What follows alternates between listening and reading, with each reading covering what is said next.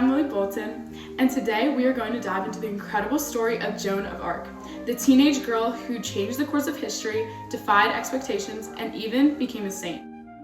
To understand Joan of Arc, we have to rewind a bit and try to understand what was going on in Europe at that time. France and England were in a conflict known as the 100 Years' War. It began in 1337 when England's king, Edward III, tried to claim the French throne after the French king's death without a clear heir. France already had a king, King Philip VI, who was a cousin to the late King of France, while Edward was his grandson. Philip obviously didn't want Edward to take France, so the two countries began this 116-year-long battle over who should control the French crown and territory. Joan was born in 1412 in Domremy, France. She was born a peasant and also with a deep love for the Catholic Church, which was instilled in her by her mother.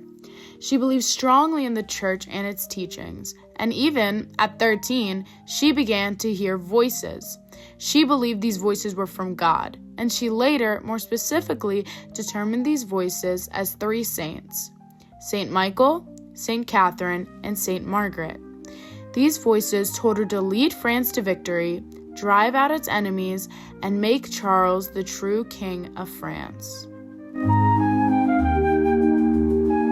In May of 1428, Joan traveled to the town of Vaucouleurs to convince those loyal to Charles that God sent her to save the country. At first, the local magistrate didn't believe her and rejected her, but Joan refused to give up. She gathered a few supporters who believed in her because of a popular prophecy that said a lady would save France. When she still couldn't convince the magistrate, Joan cut her hair, dressed in men's attire, and began an 11-day journey to Chinon, where Charles was staying. Once she met him, Joan told Charles that God had sent her to see him crowned king at Rheims and asked him to give her an army to lead to Orleans. Even though most people told him not to, Charles was impressed by her confidence and faith. Against all advice, he decided to give her an army. This began Joan's impressive legacy. Using the army given to her by Charles, she led her and her soldiers to the Battle of Orleans. In March of 1429, Joan led her assaults against the Anglo-Burgundian forces after she sent them a defiant letter. Even though she had no military training, she inspired her soldiers, and the English eventually retreated across the Loire River.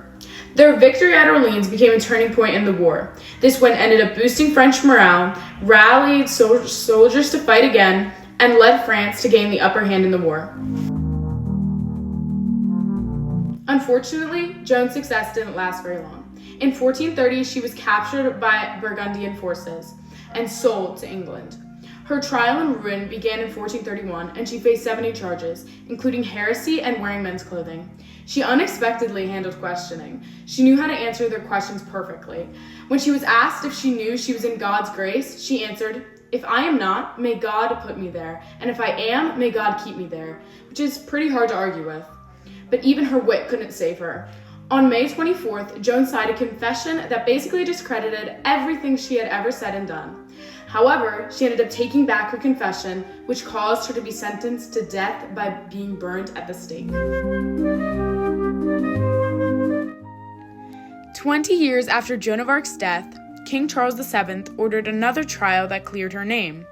Her bravery at Orleans had already inspired more French attacks to win back land in the north, and those victories helped France eventually win the 100 Years' War.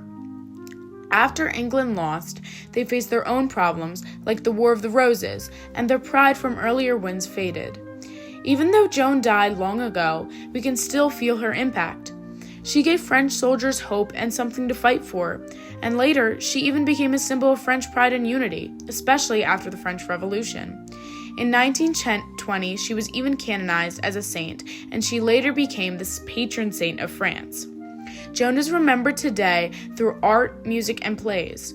What makes her so incredible is that she did all of this in a time when women had almost no power. Now she's seen as a saint, a hero, and a feminist icon who proved that courage and faith can change history. Joan of Arc's life might have been short, but her impact was humongous, and we still feel it today. She gave France the hope they needed and reshaped their identity. She showed that one person can do so much more than what's expected of them. I'm Lily Bolton, and this has been everything you need to know about Joan of Arc.